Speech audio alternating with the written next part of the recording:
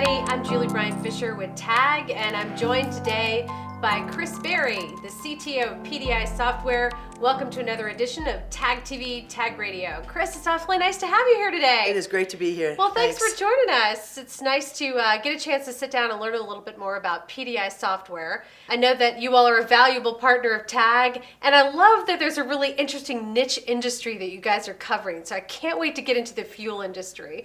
But let's start with just who is PDI Software, and why are you important to convenience retailers and the petroleum industry? Yeah, so PDI Software, we develop software for convenience retail and the wholesale markets, wholesale fuel markets. Got it. And we have really applications that support those markets in a variety of areas, everything from back office inventory and kind of ERP functionality, financials, those type of things, logistics, loyalty. We've got pricing in the portfolio, so just Nice. a variety of applications that support those two verticals. So this is obviously a really important industry for all of us and for the technology industry too. How did PDI get its start serving the petroleum industry and the wholesalers? So we started actually around 1983 in Temple, Texas, focused on convenience retail. And as the company began to grow, we've been a major player in North America convenience retail. And as we began to grow the company, we began to acquire some adjacent businesses into logistics, so a little bit more in the wholesale space, expanding our convenience offerings with loyalty through a recent acquisition we've done there. Again, back into some of the retail and wholesale side with pricing. And so the business has just continued to evolve through a lot of acquisitions. That's awesome. It's great. How does that look like if I'm a consumer of one of your products or services? Give me some examples of the kinds of things you guys do and where we might recognize you. Well, one that jumps to the front of the mind is the Fuel Rewards program with Shell, and that's we run that program, and we're very excited about that partnership. Almost every big major North American convenience retail company uses us in some capacity. We're a global company, so we've got big footprints with some of the major oil and gas industry leaders, and so a lot of household names for sure. I always love to dive into the differentiator. What really makes you all stand apart from either the competition or any other kinds of companies like you? What's your differentiator? I think really there's probably two key areas. The first is just our deep domain expertise, Yeah. right? 35 years in the industry, and a lot of that talent we've retained for the 35 years. I think the other thing we're doing that's really unique is that we're bringing all of the software. I talked about the different verticals that we support. We're building a platform that allows us to bring those together behind the scenes. Gotcha. And so when you think about common services, security, identity management, aggregated data, things like that, we have the ability, because of the diversity of the portfolio, to bring that different pieces of technology and data together and serve that up differently than anyone else. Let me ask you this. Do you have a favorite example of a customer or a client or even a sector that you all have served really well where you can say, this is where I saw PDI really shine? Gosh, I would probably go back to the convenience retail space. Yeah. When you look at the customer relationships we have, many of them have been customers of ours for the 35 years that the company's been in existence. And one of the things impressive. It's super impressive, right? And one of the things that I was really attracted to as I was doing research on the company and considering joining PDI a couple of years ago, is when I looked at our retention rates and our CSAT, customer satisfaction rates. They were world class. Nice. And when you see those type of relationships and the stickiness of the software, it's just great. And we consider those customers our partners. And I think they would probably say the same about us. You get to a users conference and there are people who, how are the kids? And you have real relationships with the customers. They've been around a long time. And so that's really the best part of PDI. We've got great customers. That makes a difference. It really does. Well, it's a fast-changing landscape, the technology field is. And I'd love to talk about the innovations that you see on the horizon and the trends, not only that you observe just as a person in your role, but also for your clients and how you help them navigate that. But as we're looking towards the future, what are the trends that you're seeing that will either change or augment what you all are offering? I think probably most immediately is really this heightened focus on digital transformation. Yeah. I mean, that, as broadly as that sounds, that in all areas, digital tools to interact with our customers and their customers, digital tools to run the business.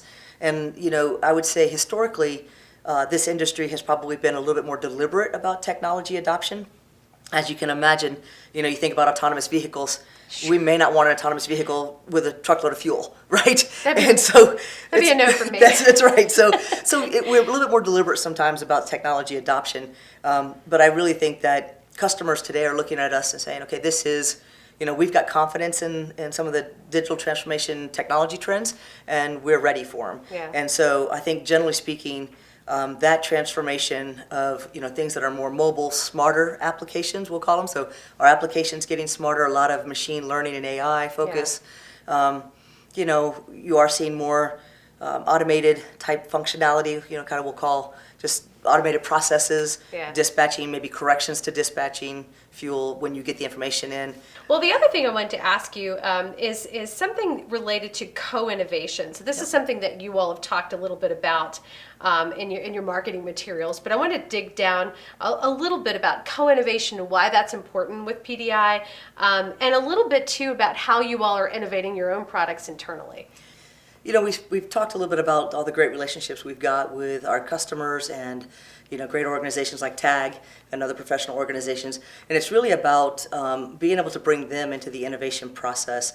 And so not only could they be part of the design, some of it's co-funded, and it's really about a partnership and innovation to help just bring diversity and expanded ideas into the solutioning. We've got a lot of innovation that we're driving within our own product set.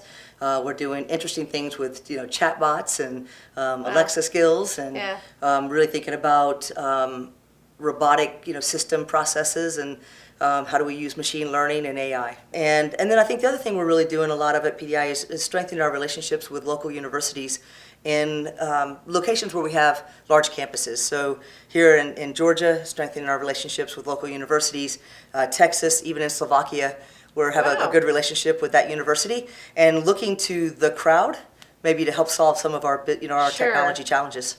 Yeah, I was going to ask you why that might be important, but you've answered it. Yep. It's that crowdsourcing. It is. You get, and that's even what's nice about when you think about hiring, talk about that workforce pipeline, right? When you hire fresh out of college or entry-level resources into the organization, it's new energy. It's a fresh way to look at your products. They challenge us who've been in the industry for a while to be better and look at things differently. And that's really the same thing that happens as you look at crowdsourcing. Yeah, it's really interesting. Workforce comes up so much for our tech partners. And building that pipeline, responding to that pipeline, when to hire along the way on that pipeline. It's interesting to hear your perspective on how valuable it is to work directly with universities and get them fresh out of college. Some people want to do that, some don't. You all are finding that that's really successful for you. It is, and we'd actually like to start while they're still in college with internships. Yeah. And you start to get them, in the door. Maybe it's just a summer of automation, but they get real work experience. You get an opportunity to see a little bit of how they think, and I think we've got a real obligation to help develop that, especially, for me as a female CTO, looking back and how do we also drive females in technology. Nice. And, doing girls coding camps very early on in middle school and high school, and supporting, women in the industry as well, because that diversity is what makes us great. That's fantastic. Another philosophy you hear about, I think, a bit more in the technology space, and really interesting that it comes from all sectors of the technology industry. And even in your own niche. Agreed. I think we're actually leading the way, right? I think technology, the technology vertical as a whole is leading the way in diversity in workplaces. It's valued. I think it's seen, it's important. When you think about solving problems, it's so much better to have a couple of perspectives and then come away with the best solution at the end of the day. Yeah, I mean, we certainly see that at TAG. We had an excellent event last year, our Converge event, that talked about that. Where it was inclusion drives innovation. Exactly. And we see that's really true. And it's really nice to see a living, breathing example of this, as we're sitting here today, that absolutely this works for you guys. Absolutely, it works, yeah. Well, one of the things we were going to talk about too is one thing that's always exciting for listeners is big tech predictions. So everyone always wants you to get out your crystal ball. So I'd love for you to do that for us now. If you have your crystal ball, let's get that out. And talk about what you see in terms of your predictions for the future. You can go industry, you can go for your company, we can go, technology general too. But always exciting to have a CTO's perspective on what's coming up. Well, I think in the near term, there's probably going to be a lot more of the same. Right, I think there's going to continue to be focused on digital transformation. I think we're going to see a lot of machine learning, AI initiatives. I think, maybe a 10% growth, I think, year over year I was reading, in just companies that are now leveraging machine learning in their applications, Wow. but still a fairly low percentage, like something less than probably 20%. And so I think there's a long way to go there, and we're going to continue to see those initiatives evolve. I think the autonomous vehicles will be interesting to watch what happens, even just the electric vehicles and how that might change the convenience retail space. Do you have charging stations now, and people come in really to those cafes, and they're hanging out for a while while cars While are the charging. car's charging. Right, and so, which that'd is be why you're starting great. to see, I think, some of that transformation.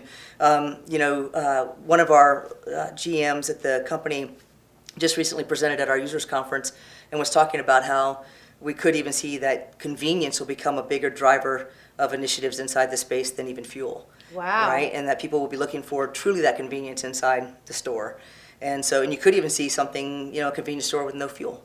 That just it's a corner store, people want to pop in an urban area, get what they need and get out. And so wearables will, I think, be a Always, trend right? we'll see. Yes, I think it'll continue to go. As I wait for my new Apple Watch to That's arrive, right? That's right. And I was reading an article, I think last year, how one of the oil and gas companies was actually using Google Glasses, like at the well site, to do some repairs and sending manuals. And that you could actually look up some of the things that were, happening inside your Google Glasses, and you could see, if you undo this, you could move things around. So I think you'll see more wearables. Obviously, leveraging some of the technologies that come with our devices, cameras, biometrics. I think we'll see more adoption of that as well. If you think about the next generation, they'll carry a mobile phone in their pocket that probably has more technology than what's sitting on the desktop in the store anyway. And so why not make applications that they can easily just download and run inventory, do different things in the store. Could be biometrics with logging in. I think that's going to probably be the biggest influence in technology, especially on the consumer side of things as we go moving forward. Is millennials are definitely in the workforce today. Gen Z is starting to enter the workforce, right. And technology will be table stakes, and they'll not take a job if it's going to be hard to interact with the software that they have to work with during the day. I think that's an important statement, and clearly you all have thought about that in your own way and in the ways that you execute for your customers and your clients, and you're involved in the community. What are the other things you want to tell me just about how PDI presents itself to a community, or the things that you all are interested in getting involved with? Just being part of a company that is growing, right? So we're continuing to make an expanded footprint here in the Atlanta area, and bring jobs to Atlanta. Not just are we making additional investments into the business, but also bringing some of the jobs as we look at putting centers of excellence here, and Atlanta at Alpharetta office will be one of our centers of excellence for our logistics line of business and engineering. I think just continuing to expand our footprint in the community is probably a major impact for us. Well, it's been fantastic having you all as partners of TAG.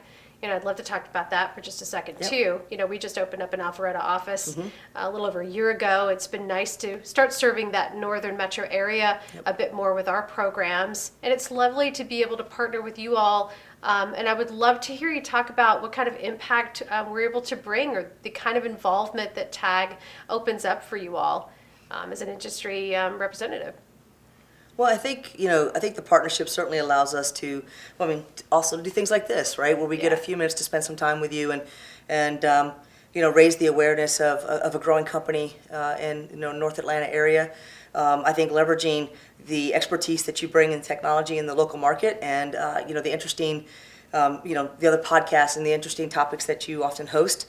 It's a great way to network with other technologists in the area, and your facilitation of those events is much appreciated in the community for sure. And I know that this partnership has been in place for a while now, and it's been fun to watch us grow. And I think we just did ribbon cutting, I think last year or so in the new office, and we're able to have TAG come over and participate in that as well. Yeah, we were happy to do that. Roll with it. That'll be our That's motto, it. right? That's it. Well, Make it work.